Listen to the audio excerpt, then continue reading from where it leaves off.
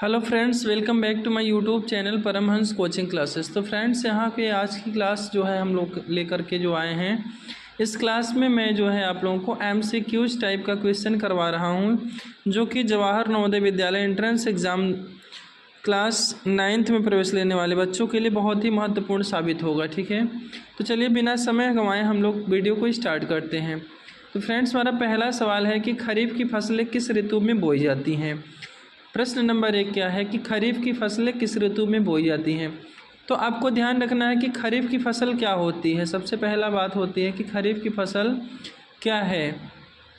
तो आप कहेंगे सर खरीफ की फसल क्या है, तो खरीफ की फसल वह फसल होती है जिसको हम जो है कब बोते हैं, वर्षा ऋतु में बोते हैं। कब बोते हैं इसको, तो वर्षा ऋतु में बोते हैं। ठीक है, तो इसका सही जवाब क्या हो जाएगा, वर्षा ऋतु।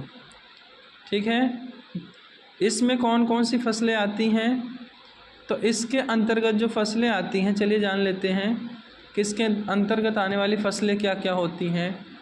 जैसे धान हो गया, ठीक है, धान हो गया, ज्वार हो गया, और क्या बोया जाता है इसमें, धान हो गया, ज्वार हो गया, इस तरह से फसलें इसके अंतर्गत आती हैं। ठीक है, चलिए अगला प्रश्न है हमारा कि मिट्टी को उलटने पलटने एवं पोला करने की जो प्रक्रिया है वो क्या कहलाती है। मिट्टी को उलटने पलटने और उसे पोला करने की जो प्रक्रिया है वो क्या कहलाती है। तो बच्चों यहाँ पे आपको ध्यान रखना है, ये जो प्रक्रिया होती है वो कहलाती है जुताई। ठीक है, क्या कहलाती है, तो ये जो प्रक्रिया है वो कहलाती है जुताई। तो ऑप्शन नंबर सी जो है इसका एकदम राइट आंसर हो जाएगा। इसी के साथ अगले प्रश्न पर बढ़ते हैं हम लोग। तो प्रश्न संख्या जो 3 है वो कह रहा है निम्नलिखित में से कौन सा एक रबी की फसल का उदाहरण है। प्रश्न को ध्यान से समझना है। कभी क्या होता है, जल्दीबाजी में बच्चे गलतियां कर देते हैं। यहाँ पे लिखा होता है उदाहरण नहीं है, अब हम ध्यान नहीं देते, आधा सवाल पढ़ करके आगे बढ़ जाते। तो आपको यहाँ पर बहुत ही सावधानी से प्रश्न को पढ़ना है। कह रहा है निम्नलिखित में से कौन सा एक रबी की फसल का उदाहरण है। तो रबी की फसल क्या होती है, रबी रस याद रखेंगे रजाई, ठीक है, जो कि ठंडी में बोई जाती हैं, शीत ऋतु में जो बोई जाती हैं। ठीक है, तो उदाहरण पूछ रहा है कौन सा है, तो इसमें भाई क्या बोया जाता है रबी की फसल में, हम क्या बोते हैं, तो रबी की फसल में हम बोते हैं गेहूँ। क्या बोते हैं, गेहूँ। ठीक है, चलिए ये जो प्रश्न मैं करवा रहा हूँ भाई, ये जो बहुत ही महत्वपूर्ण है, ये प्रश्न परीक्षा में पूछे भी गए हैं और आगे भी पूछे जाने की संभावना है। तो ध्यान रहेगा कि इसमें कौन सी फसल आती है, तो आप कहेंगे सर गेहूं आता है। ठीक है, चलिए आगे बढ़ते हैं। इसी के साथ अगला सवाल है हमारा कि मिट्टी में पोषक तत्व के स्तर को बनाए रखने के लिए क्या मिलाया जाता है।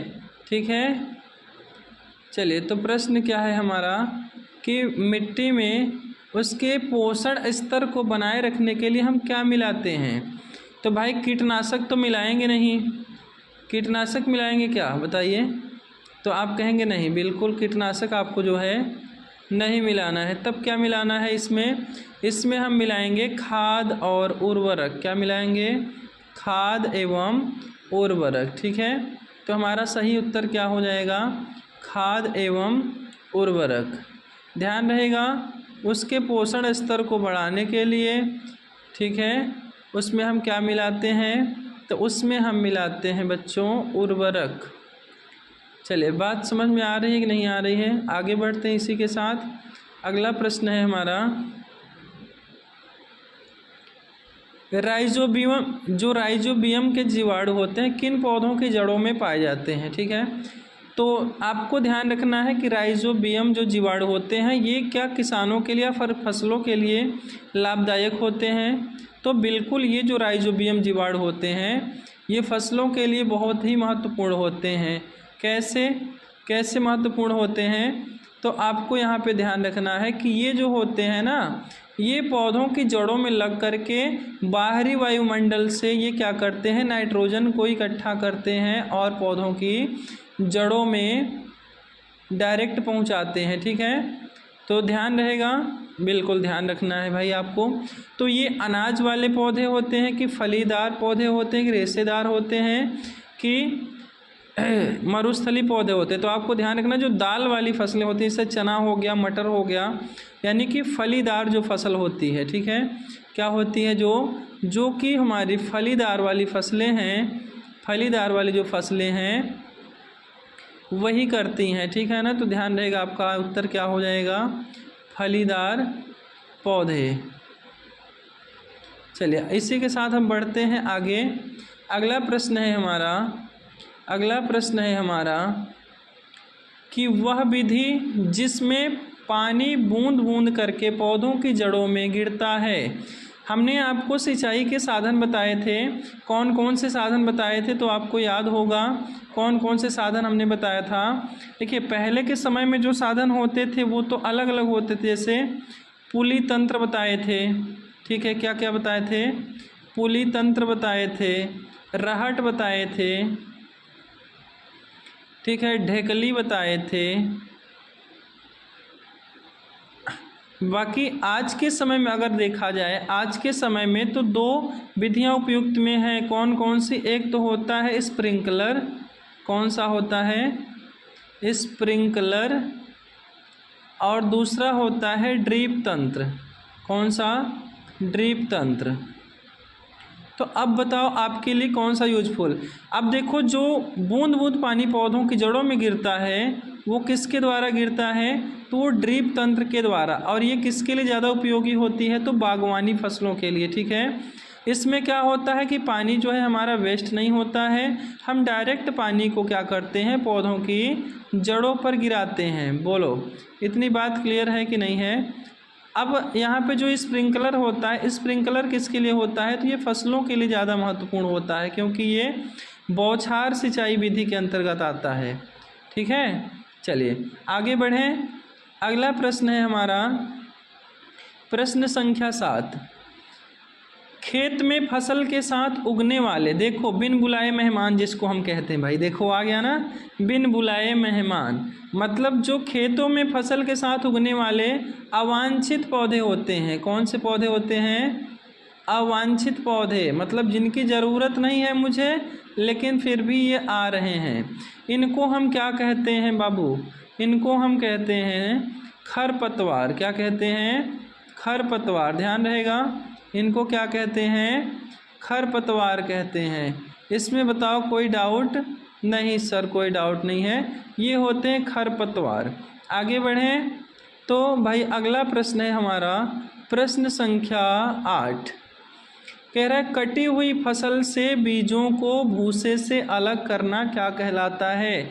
हमने आपको बताया था कि जब काट देते हैं हम फसल को, फसल का संग्रहण करते हैं तो उसके बाद भूसा और दाना को अलग करेंगे, और किस विधि द्वारा अलग करेंगे, तो आप कहेंगे सर थ्रेशरिंग के द्वारा, ठीक है, किस विधि के द्वारा, तो थ्रेशरिंग के द्वारा। बोलो बात क्लियर है कि नहीं है, बात क्लियर है कि नहीं है, तो ऑप्शन कौन सा सही हो जाएगा, सी, थ्रेशरिंग।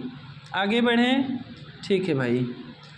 कह रहा है उर्वरक के बारे में कौन सा कथन सत्य है। देखो ये ऐसे प्रश्न आ जाएंगे तो आप बिल्कुल कंफ्यूज नहीं होंगे, ठीक है, क्यों, क्योंकि हम भाई देखो सवाल को पहले ठीक से पढ़ेंगे। उर्वरक के बारे में कौन सा कथन सत्य है, यह प्राकृतिक है, नो, बिल्कुल गलत बात है। क्या ये प्राकृतिक है, कहेंगे बिल्कुल नहीं, प्राकृतिक नहीं है भाई। चलिए खेतों में बनता है, बिल्कुल नहीं बनता है। यह गोबर से बनता है, नहीं बनता है। तो जो बच रहा है हमारा ऑप्शन, यानी कि इसको जो है, इससे मिट्टी को ह्यूमस प्राप्त नहीं होता है, ये कथन जो है सत्य माना जाएगा। जब हम क्या करेंगे, गलत कथन को हटा देंगे तो जो बचेगा वही हमारा क्या होता है, सही कथन होता है। चलिए भाई अगला प्रश्न है हमारा कि अनाज के बड़े पैमाने पर भंडारण के लिए किसका उपयोग किया जाता है। देखो बड़े पैमाने पर ध्यान रखना है, घर में क्या होता है कि हम 1-2 बोरा भर के रखते हैं, लेकिन बड़े पैमाने पर रखना है तो कहाँ रखा जाएगा। क्या आप जूट के बोरे में रख पाएंगे बड़े पैमाने पर, नहीं। मिट्टी के बर्तन में रखेंगे नहीं, खुले मैदान में रख देंगे तो नमी आ जाएगा, जिससे हमारा अनाज क्या हो जाएगा, तो भाई अनाज हो जाएगा हमारा खराब, ठीक है ना। नमी के संपर्क में आकर के ये क्या हो जाएगा, अनाज खराब हो जाएगा। मिट्टी के बर्तन में भी नमी आ जाएगी और हमें ध्यान रखना है कि अनाज में नमी नहीं रहनी चाहिए। जूट के बोरे में रखेंगे तो जूट का बोरा भी कैसा होता है, जो जिसमें आलू भर के आता है, जूट वाला बोरा, मोटा वाला बोरा, उसमें आप देखेंगे तो स्पेस रहता है ना, तो इसमें भी क्या आ जाएगी, नमी आ जाएगी। तो आपको ध्यान रखना है कि इसको हम कहाँ से रखेंगे, साइलो और भंडार गृह में रखेंगे, ठीक ना। कहाँ रखेंगे, साइलो और भंडार गृह में। आगे बढ़ते हैं प्रश्न संख्या 11। इसमें कह रहा है पशुओं को पालकर उनसे खाद्य पदार्थ प्राप्त करना क्या कहलाता है। चलिए, मस्त प्रश्न है, ज़बरदस्त प्रश्न है, एकदम शानदार प्रश्न है। पशुओं को पालकर हम उनसे खाद्य पदार्थ प्राप्त करना क्या कहलाता है, क्या कृषि कहलाता है। नहीं सर, कृषि में तो हम सब चीज़ को देखते हैं, चाहे वो पौधों से संबंधित हो चाहे पशुओं से। मत्स्य पालन भाई मछली का केवल उत्पादन होता है इसमें। बागवानी हार्टिकल्चर, इसमें हम फलों को उगाते हैं। तो कौन सा ऑप्शन हमारा मोस्ट अप्रोप्रिएट माना जाएगा, तो पशुपालन। कौन सा, पशुपालन। बोलिए, ध्यान रहेगा, पशुपालन। तो पशुओं को जब हम पालते हैं किस लिए, उनसे खाद्य पदार्थ प्राप्त करने के लिए। खाद्य पदार्थ में क्या क्या हम प्राप्त करते हैं, तो दूध, ठीक है, दूध, मांस, मछली भी होता है, मांस उससे प्राप्त होता है, अंडा, पनीर, मक्खन, ठीक है। तो ध्यान रहेगा पशुपालन। चलिए आगे बढ़ते हैं प्रश्न संख्या 11 पर। प्रश्न संख्या 11 देखो, बहुत ही मस्त सवाल आ गया भाई, देखते हैं कौन कौन बता पाता है।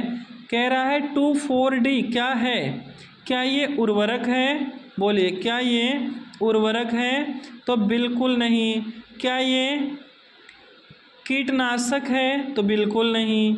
सिंचाई का यंत्र है, नहीं। तो क्या है, तो ये है सर खरपतवारनाशी। क्या है, खरपतवारनाशी। जो बिन बुलाए मेहमान आते हैं, इनको रिमूव करने के लिए इस दवा का उपयोग किया जाता है। ध्यान रखेंगे, बहुत ही महत्वपूर्ण है ये क्या है, इम्पोर्टेंट है। ये क्या है, इम्पोर्टेंट प्रश्न है, ठीक है ना। चलिए आगे बढ़ते हैं। इसी के साथ अगला प्रश्न, प्रश्न संख्या 13। फसल चक्रण से मिट्टी में किस तत्व की वृद्धि होती है। अब देखो, मज़ेदार प्रश्न है। फसल चक्रण क्या होता है, सबसे पहले हम बात कर लेते हैं फसल चक्रण को लेकर। तो फसल चक्रण मतलब होता है फसलों को बदल बदल कर बोना। क्या है, फसलों को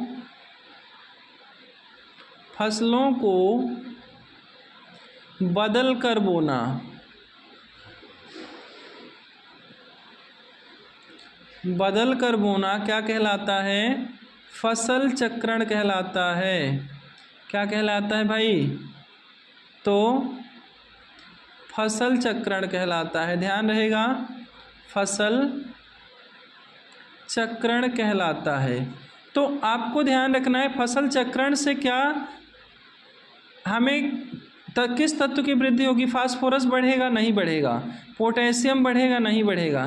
कैल्शियम बढ़ेगा, नहीं बढ़ेगा। तब क्या बढ़ेगा, इसमें नाइट्रोजन बढ़ता है भाई। ध्यान रहेगा हमेशा कि फसल चक्रण से जो है नाइट्रोजन की वृद्धि होती है। आगे बढ़ते हैं प्रश्न संख्या 14 पर। प्रश्न संख्या 14 कह रहा है सीड ड्रिल का उपयोग किस कार्य के लिए होता है। हमने आपको बताया था, क्या बताया था, हमने बोला था ना कि फसल बुआई का, जो फसल का बुआई होता है यानी कि बीज बुआई, इसको हम दो तरीके से करते हैं। पहला तो हाथों के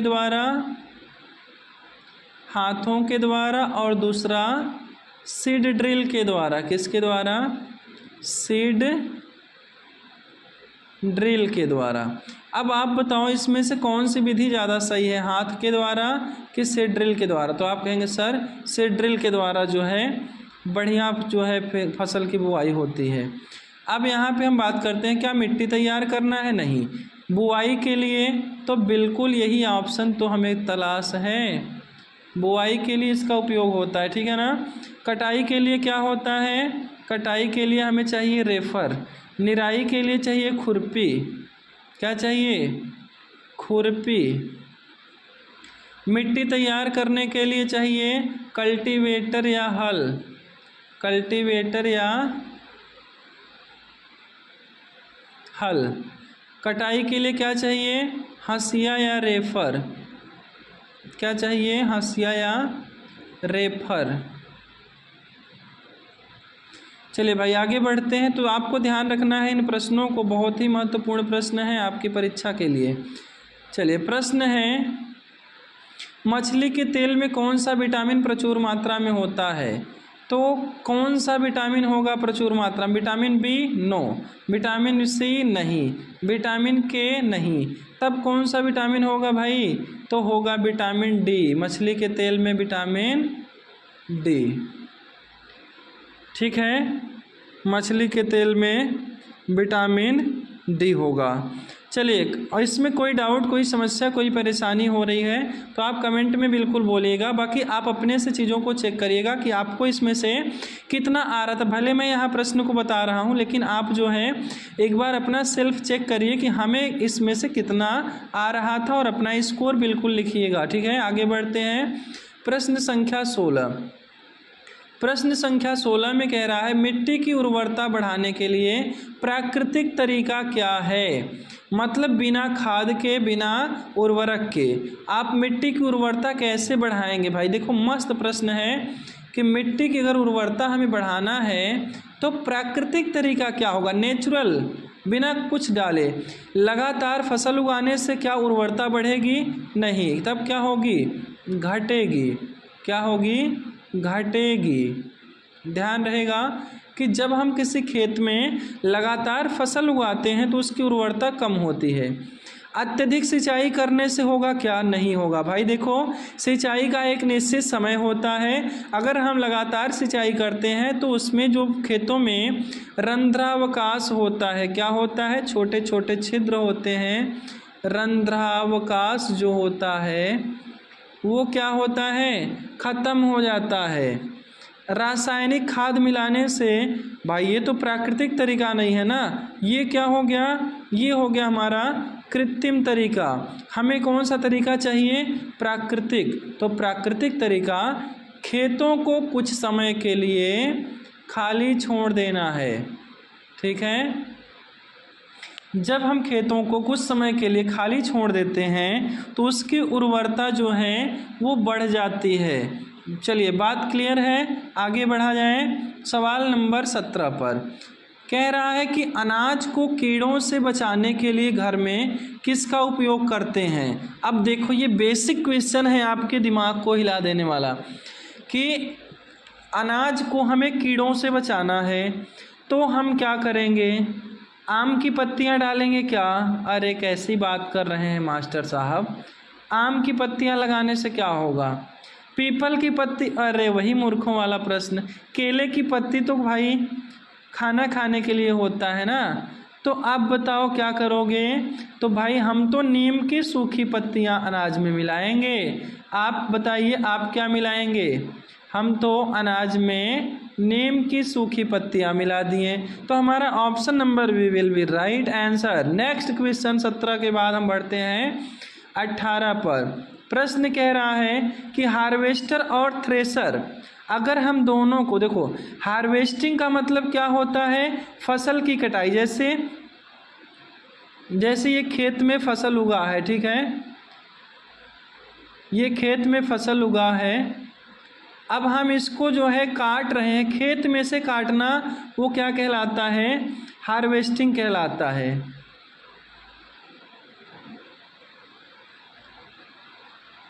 खेत में से काटना हार्वेस्टिंग, और उसके बाद काटी गई फसल को बीज और भूसा दोनों को अलग करते हैं तो वो क्या कहलाता है? थ्रेशर कहलाता है, थ्रेशरिंग कहलाता है। तो जब इन दोनों का कंबाइन रूप होता है तब इसको हम कहेंगे कंबाइन। क्या कहेंगे? कंबाइन। दोनों को मिला देंगे, कोई भी चीज़, दो चीज़ मिल गया तो कंबाइन हो गया। ट्रैक्टर नहीं, कल्टीवेटर से जुताई होता है, हैरो से खेत को समतल किया जाता है। चलिए आगे बढ़ते हैं प्रश्न संख्या 19 पर। चलिए कह रहा है सिंचाई का पारंपरिक तरीका रहट किसके द्वारा चलाया जाता है? देखो रहत लिखा है, ये इंग्लिश में लिखा है, एक्चुअल में क्या होना चाहिए? रहट होना चाहिए, ठीक है। हाँ, ये इंग्लिश में लिखा है रहत। तो बताओ सिंचाई का जो पारंपरिक तरीका था रहट, वो किसके द्वारा चलता था? मोटर से चलता था क्या? नहीं। हवा से? कभी नहीं। सूरज से? नहीं। तो किससे चलता था? पशुओं के द्वारा। किसके द्वारा? पशुओं के द्वारा चलता था। चलिए बात क्लियर है, आगे बढ़ें। बिल्कुल सर, आगे बढ़िए आप। सवाल नंबर 20, ठीक है, सवाल नंबर 20 और हमारे इस क्लास का आखिरी लास्ट सवाल है। ये कह रहा है जैविक खाद उर्वरक से बेहतर क्यों है? बोलिए, जैविक खाद जो होती है वो उर्वरक से बेहतर क्यों है? हमने आपको डिफरेंस लिखवाया है कि जैविक खाद क्या होती है और उर्वरक क्या होता है। बोलो, हमने बताया है कि नहीं बताया है? ये जैविक खाद जो है हमें घर पर आसानी से मिल जाती है। इसको हम क्या करते हैं? गाय के नीचे बचा हुआ चारा, कूड़ा कचरा, उनका गोबर, मलमूत्र के द्वारा इसको हम बनाते हैं। ये मुफ्त में मिल जाती है। उर्वरक कारखानों में बनती है, महंगी होती है, इसकी जल धारण क्षमता कम होती है, इसमें जहर होता है, ठीक है। चलो तो हम बात कर लेते हैं कि जैविक खाद उर्वरक से बेहतर क्यों है। क्योंकि इसकी जल धारण क्षमता अधिक होती है, ठीक है ना। जैविक खाद की जल धारण क्षमता अधिक होती है। बात करें अगर यह महंगी होती है, क्या जैविक खाद महंगी नहीं होती है, कारखानों में नहीं बनती है और इसमें कोई जहर भी नहीं होता है। तो हमारा option number A will be right answer. बाकी आज की क्लास आप लोगों को कैसी लगी? मस्त, मज़ा आया कि नहीं आया? आप क्लास को शेयर करिए, अपने मित्रों के साथ ज़रूर शेयर करिए। मिलते हैं अगले वीडियो में, तब तक के लिए बाय बाय, टेक केयर, धन्यवाद, लव यू ऑल।